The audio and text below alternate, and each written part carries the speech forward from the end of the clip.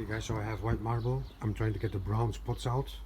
Like here is very pronounced, and it's already half the darkness of how it was before here. Before, this whole step was this color. So what I'm using a commercial descaler like this one here.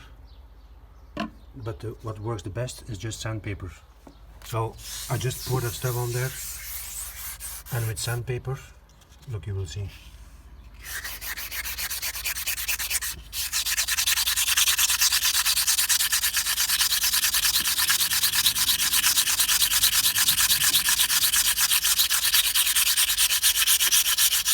Slowly but surely it's removing all the brown spots.